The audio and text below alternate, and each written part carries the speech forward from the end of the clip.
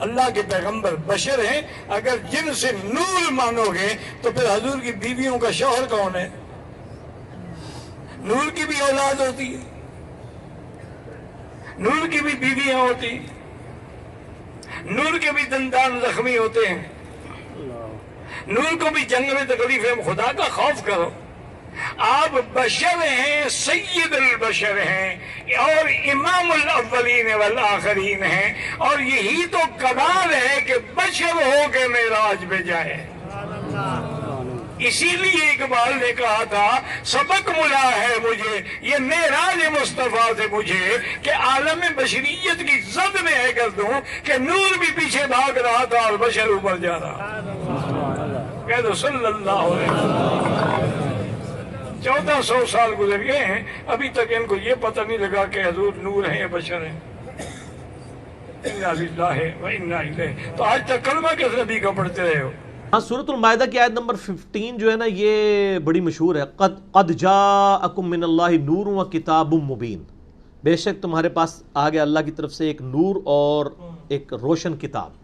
اب یہ جو آیت ہے نا، اس کی تفسیر جو پہلی اہل سنت کی تفسیر ہے تفسیر تبری ابن جریر کی، المتوفا 310 ہجری۔ ابن کثیر نے تو سارا چھاپا مارا ہے ان سے، اصل میں ابن جریر کی ہے۔ ابن کثیر تو بہت بعد میں ہے نا، 774 ہجری میں، یہ 310 ہجری میں ہے۔ امام بخاری امام مسلم کے ہم اثر ہیں۔ انہوں نے تفسیر ابن جریر، جسے تفسیر تبری بھی کہتے ہیں، اس میں اسی آیت کے کانٹیکسٹ میں لکھا ہے کہ اس نور سے مراد نبی صلی اللہ علیہ وآلہ وسلم ہے۔ ایون اشری تھانوی صاحب بھی مانتے ہیں، لیکن وہ ایک لال داڑھی والا بیٹھا ہوا ہے کعبے کے اندر، ایک لال رومال والا ہے، ایک لال داڑھی والا بھی ہے، ٹھیک ہے نا۔ اس کے میں نے کئی بار لیکچر دیکھے تو وہ پورے لیکچر اس کے نا بریلویوں کے، شیعہ کے اور اہل حدیث کے خلاف ہوتے ہیں، کیونکہ وہ دیوبندی ہے، وہ بس عربیوں نے اسے پناہ دی ہوئی ہے وہاں پہ، وہ اپنی مرضی کا دین لوگوں کو بتا رہا ہوتا ہے۔ اس کو مشہور کرنے کی ضرورت نہیں ہے زیادہ۔ تو وہ یہ آیت پڑھ کے کہہ رہا تھا دیکھیں جی اس آیت کی تعریف کرتے ہیں بریلوی، اس میں تو قرآن کو نور کہا گیا ہے۔ یہ بریلویوں نے تعریف کی ہوئی ہے، یہ ان بزرگوں نے کی ہے جو جن کے قدموں کی خاک بھی نہیں ہے آپ، ٹھیک ہے نا، وہ اہل سنت کے امام ہیں۔ تو آپ تھوڑا علم بھی حاصل کریں نا، اپنے فرقے سے باہر نکلیں نا، اور جب آپ اس کنویں سے باہر نکلیں گے بات بہت بڑی دنیا ہے، آپ پہلے علم سیکھیں پھر اس طرح کی باتیں کیا کریں۔ اور سورۃ الاحزاب کی جو آیت ہے وہ تو بڑی مشہور ہے، اِنَّا أَرْسَلْنَاكَ شَاهِدًا وَمُبَشِّرًا وَنَذِيرًا وَدَاعِيًا إِلَى اللَّهِ بِإِذْنِهِ وَسِرَاجًا مُنِيرًا۔ آپ ایسے نور ہیں، ایسے سورج ہیں جو لوگوں کو بھی چمکا دیتے ہیں۔ خدا نے ہمیں بتایا کہ بے شک ہم نے انسان کو خلق کیا نطفے سے، اِنَّا خَلَقْنَا الْإِنسَانَ مِن نُطْفَةٍ أَمْشَاج، ہم نے انسان کو ایک قطرے سے پیدا کیا، ایک نطفے سے پیدا کیا۔ اس کا مطلب ہے کہ خلقت بشر ہمارے سامنے آ گئی، جو نطفے سے ہو وہ بشر ہوتا ہے۔ بس بڑی آسانی سے آپ نے چلنا ہے، قطن میں نہیں کہوں گا نعرے لگائیں، کھڑے ہو جائیں، داد دیں، نہ، بالکل نہیں، خاموشی سے سنیے گا، بالکل خاموشی سے سنیے گا، لیکن سمجھیے گا ضرور۔ اس کا مطلب کہ پہلی بات یہ طے پا گئی کہ جو نطفے سے ہو وہ بشر ہوتا ہے۔ خدا نے معیار دے دیا، جو نطفے سے ہے وہ بشر ہے۔ اب آپ کا جس کے ساتھ تعلق اچھا ہو اس مولوی سے جا کے پوچھئے گا کہ جی جو اللہ کے نبی عیسیٰ تھے یہ نطفے سے پیدا ہوئے تھے، یہ نطفے سے تھے؟ نطفے سے تو ہو نہیں سکتے کیونکہ باپ ہی نہیں تھا۔ نطفہ ہوتا ہے باپ سے، باپ تھا نہیں۔ اس کا مطلب کہ عیسیٰ نطفے سے نہیں۔ اب قرآن سے پوچھے بھی عیسیٰ نطفے سے نہیں، عیسیٰ کیسے؟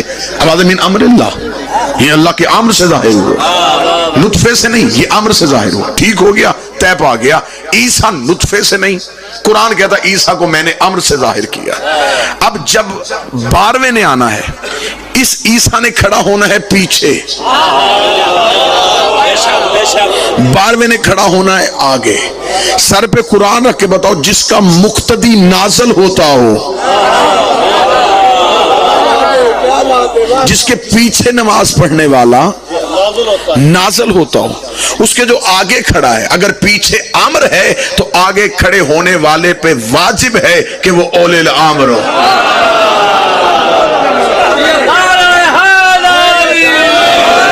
یہ امر ہے، وہ اولی الامر ہے۔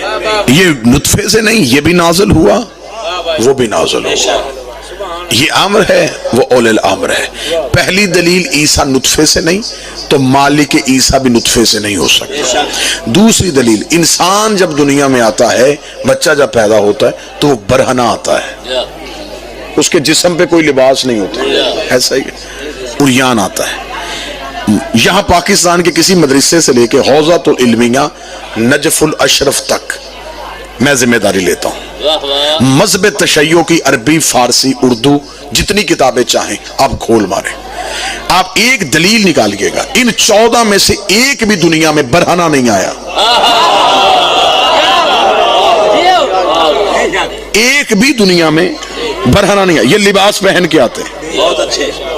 اگر آپ سے کوئی مولوی پوچھے گا یہ لباس پہن کے آتے ہیں، آپ کے پاس اس کی دلیل کیا ہے، اس مولوی سے کہنا چھوٹی کتاب سے لے کے بڑی کتاب کھول، جب ان میں سے کوئی بھی دنیا میں آیا اس نے آتے ہی سجدہ کیا. سجدہ برہنہ نہیں ہوتا، لباس پہن کے ہوتا.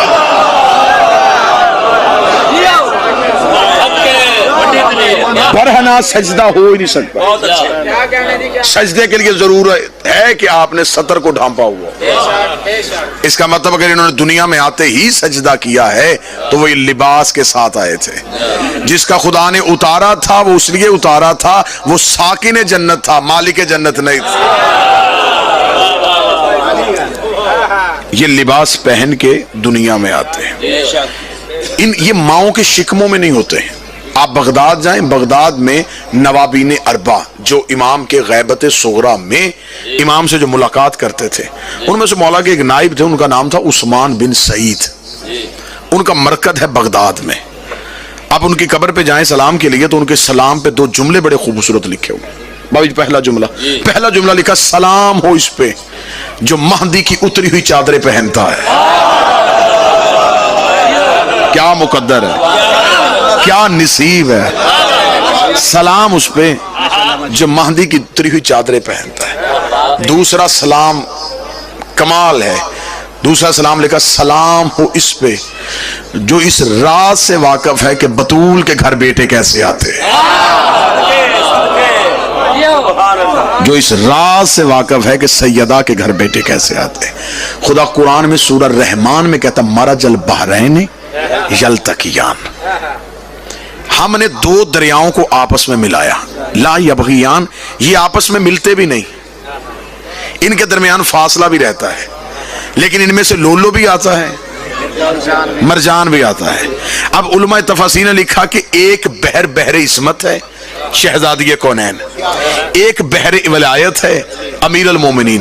دونوں کو ملایا، فاصلہ بھی ہے،